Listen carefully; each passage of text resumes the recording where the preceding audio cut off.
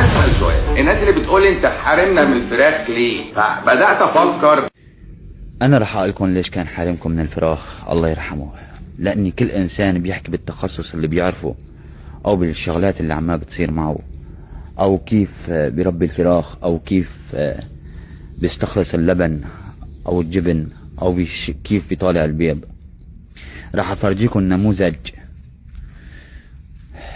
لتأكيدا لكلامه كيف يتربى الفراخ. بتكون عمرها يوم وبصير عمرها مثل ما بقولوا 42 يوم.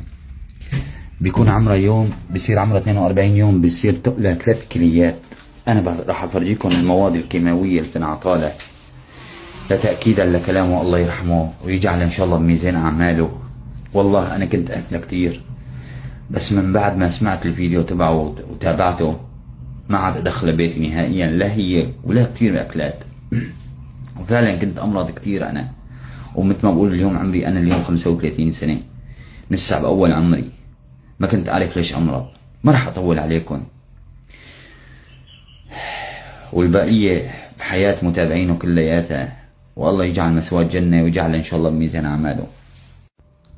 هاي الفراخ عمرها اليوم 21 يوم، عندي 2500، وهي التاريخ.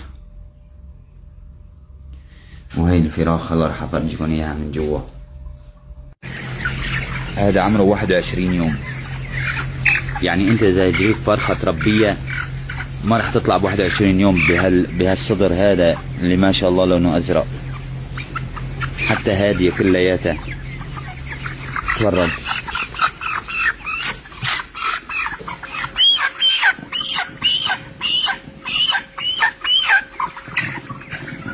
وهلا راح افرجيكم العلاجات اللي بتاخدها.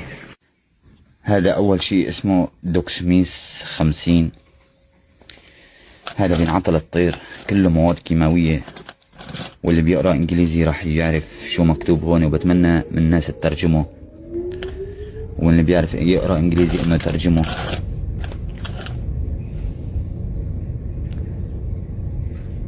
وهذا ليفيكول كمان، هاي اللي بيقرأ انجليزي راح يعرف يترجم لكم اياه.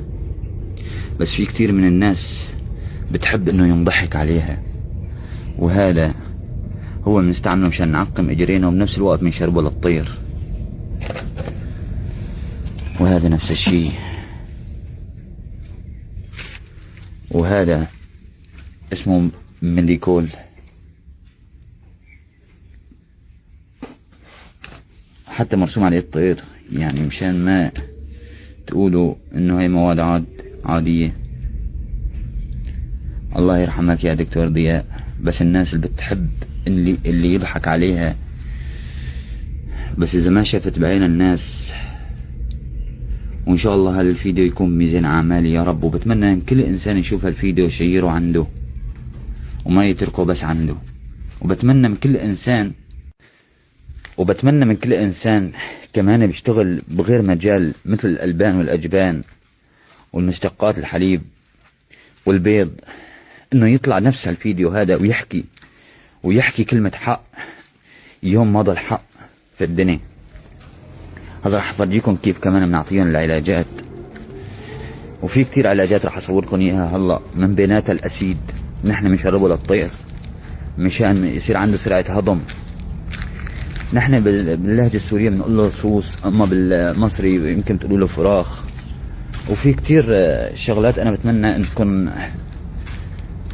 تقولوا لنا اياها باللهجة تبعيتنا، بكل انسان بيفهم اللهجة تبعيتها، لاني نحن اللهجة المصرية صعبة علينا كتير نحن كسوريين. وتعزية لكل متابعين الدكتور ضياء. راح افرجيكم موجب تاني مشان ما اطول. هاد بتمنى من كل انسان بيقرا انجليزي كمان.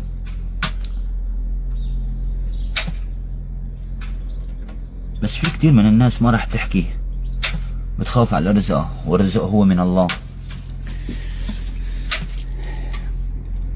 هي الدجاجة اتصل لعندك انت كست في البيت بهالمنظر هذا، وعم تجوا بتطعموها لاولادكم وبتاكلوها انتو. انا ما عاد اكلها ولا عاد. هي الجريجو بتمنى انسان بيعرف يقرا انجليزي ترجمة للي ما بيعرف، راح يجيك الثواب. وهون عندي الاسيد، في اسيد غير نوع، وهذا